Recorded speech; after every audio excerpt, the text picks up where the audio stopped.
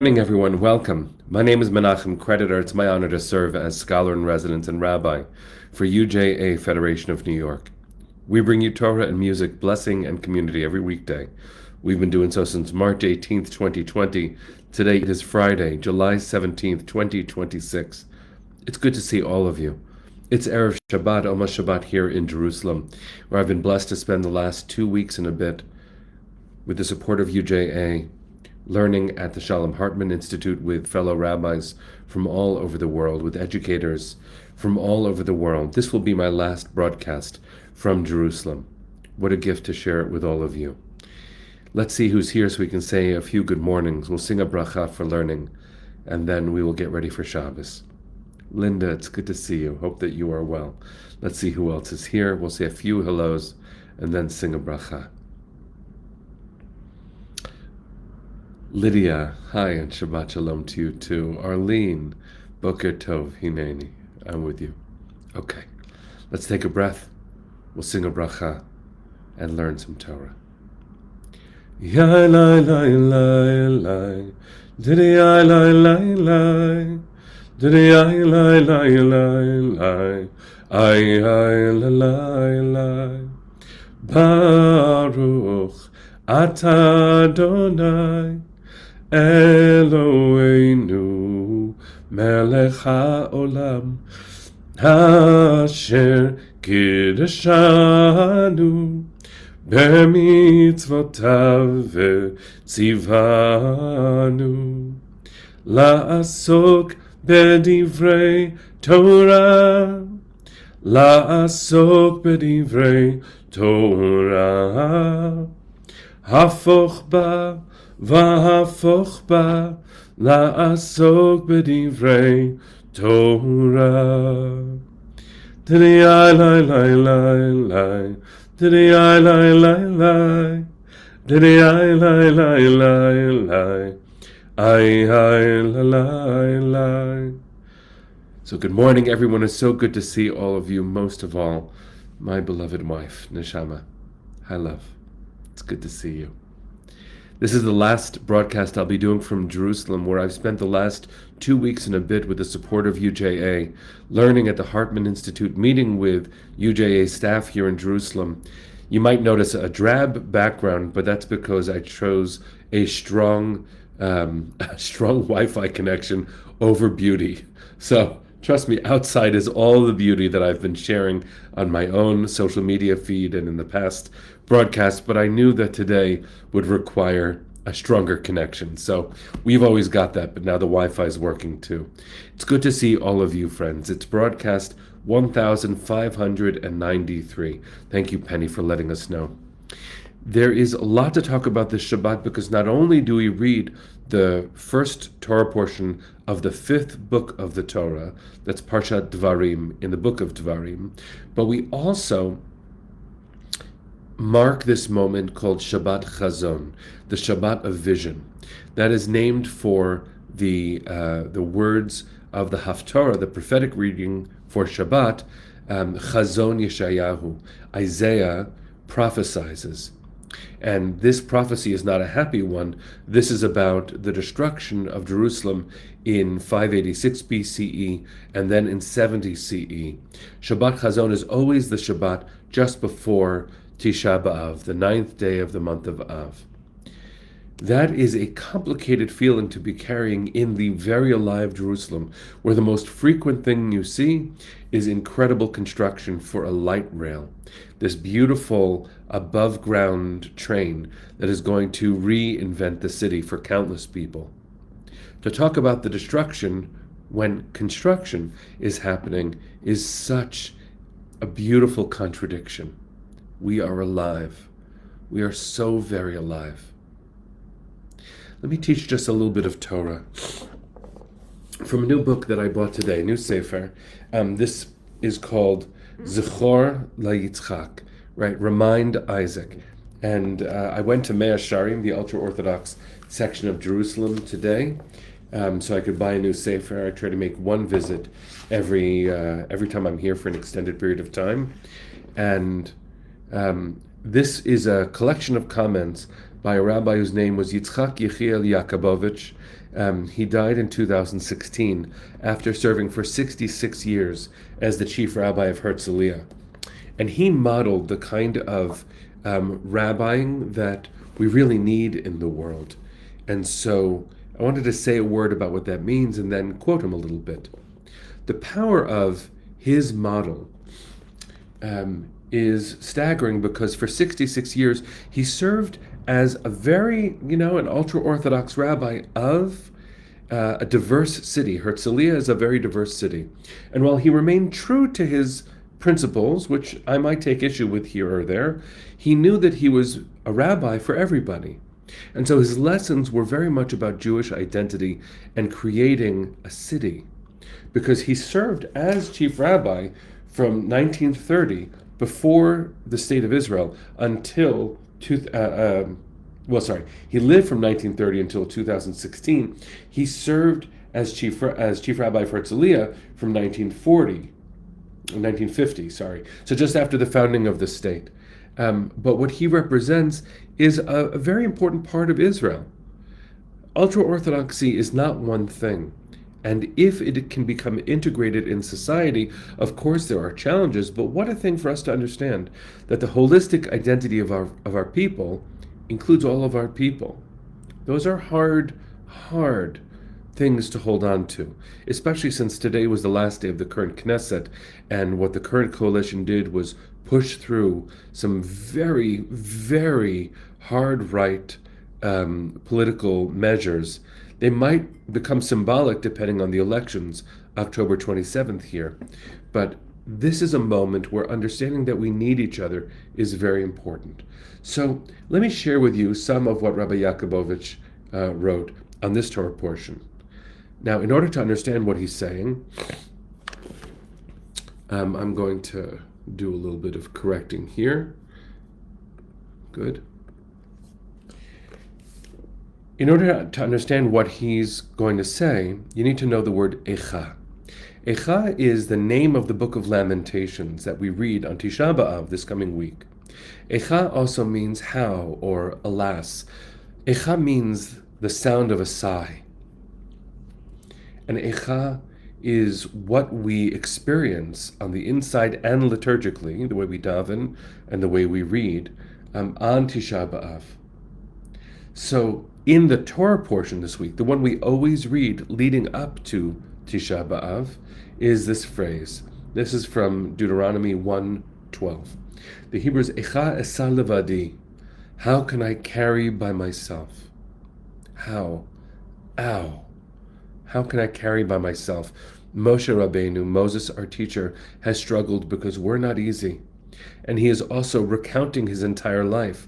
Deuteronomy is his living will, is his processing of everything that he has been through, and some of it we have not made easy for him.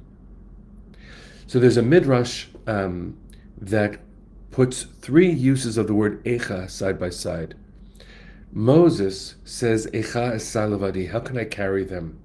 Yeshayahu prophesizing, Isaiah prophesizing the destruction of Jerusalem, also says, Echa haitar lezona, right? Echa, the city has gone wrong. That's just the way I'll translate it for now. And then Yirmiyahu, the prophet, whose words we believe are in the book of Lamentations, says, Echa yashva vadad. Ay, Jerusalem sits alone. Now, instead of politicizing this in the geopolitics, I actually want to do what the rabbis do, which is to turn inward. This is an inside feeling. This word is what we feel and we express within our community. Yes, there's a wider world, and yes, especially these days, we need to take that into account. But the emotions of Jewish prayer and Jewish holidays, even the sad ones, are for us. They push us not only to reflect, but they push us to feel.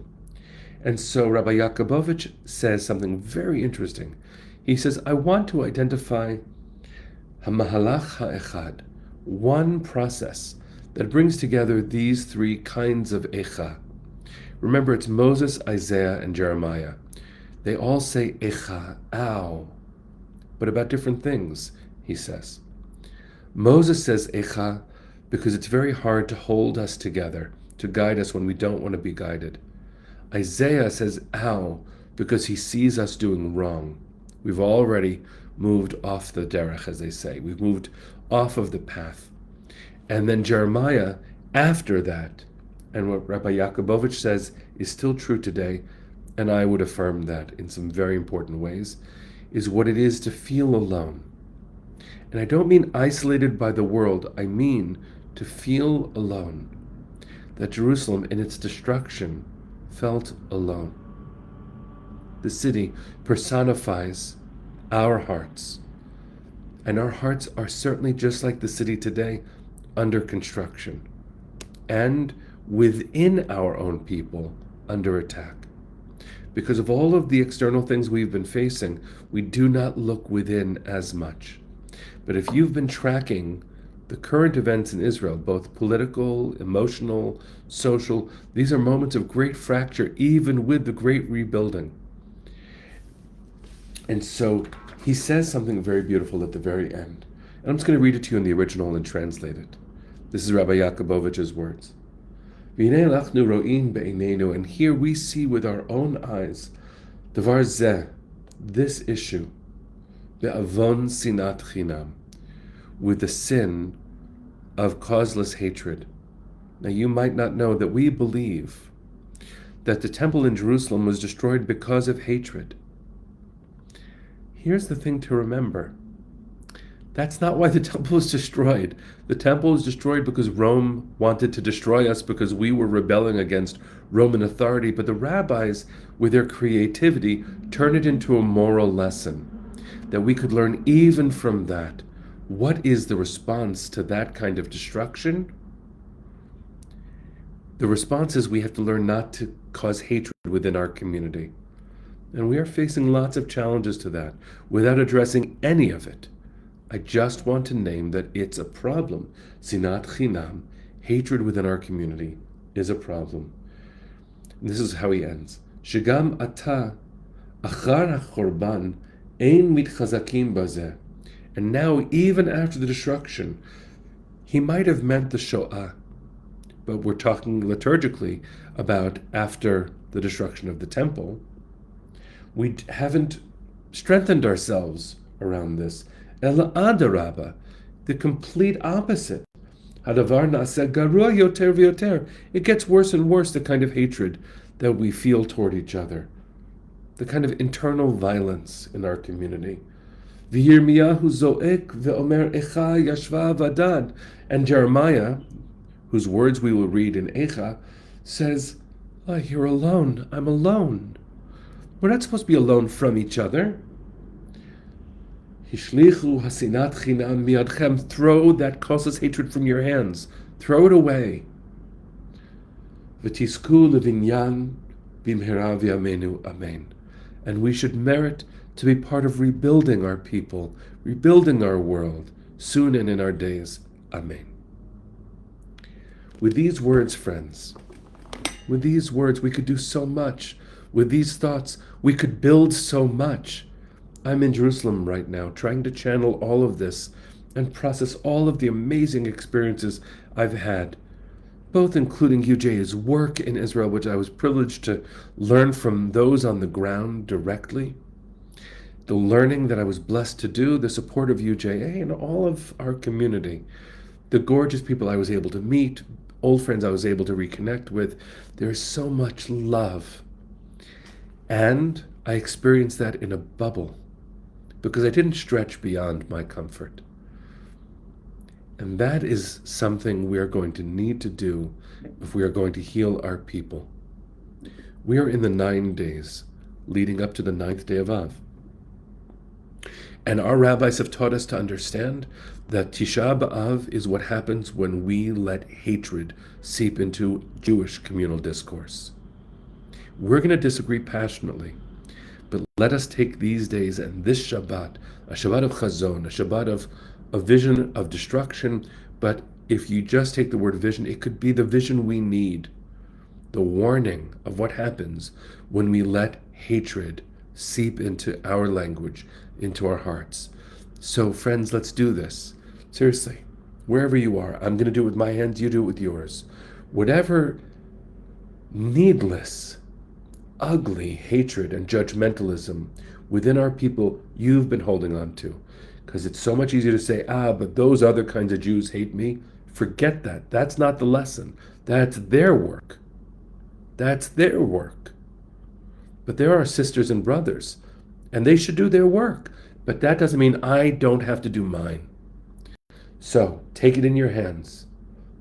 Envision, really chazon, envision in your hands all of that seeping hatred that has crept into our language and poisoned our eyes, internal to our own people, and throw it away.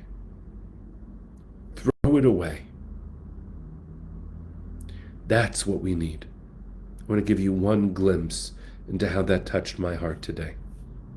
I told you earlier that I went to Mea Sharim, the ultra-Orthodox section of Jerusalem known as Geula.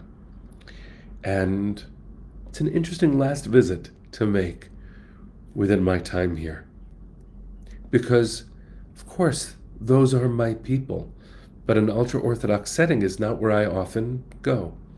It's not the Jewishness that I live in a very personal way, but it's part of our people, and it is certainly part of our current story.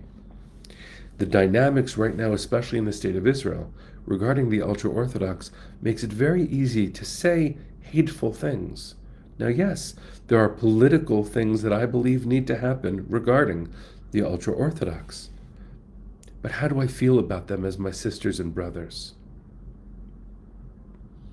I saw so many ultra-Orthodox fathers pushing their children in strollers, caring for their kids. I saw one young man with his young boy just protect him as a bus was driving by.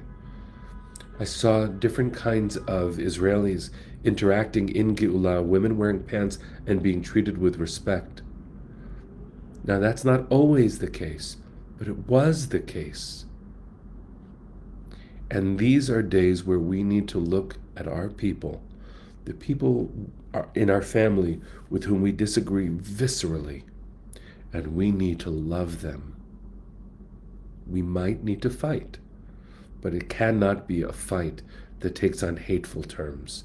It can't be something that poisons our eyes within our people. There's enough work that we need to do, that we agree about, that we can love each other well, even and especially when we disagree. And so, friends, try to take the hatred and expel it from you. It doesn't mean change your mind about the work that needs to get done, but no hatred as we do it. So let's take a breath. It's my last time saying this for a little while. I'll be your anchor here in Jerusalem. Send your hearts. Let's sing.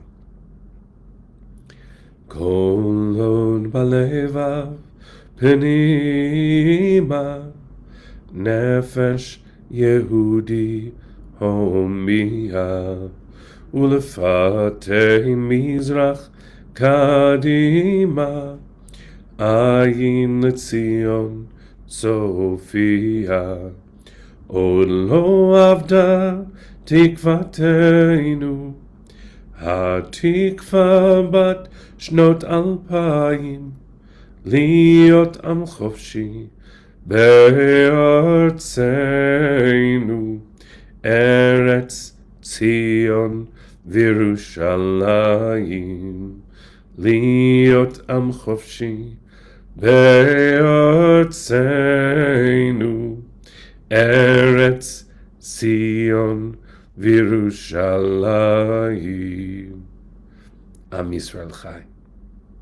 Shabbat Shalom, my friends. See you on Monday.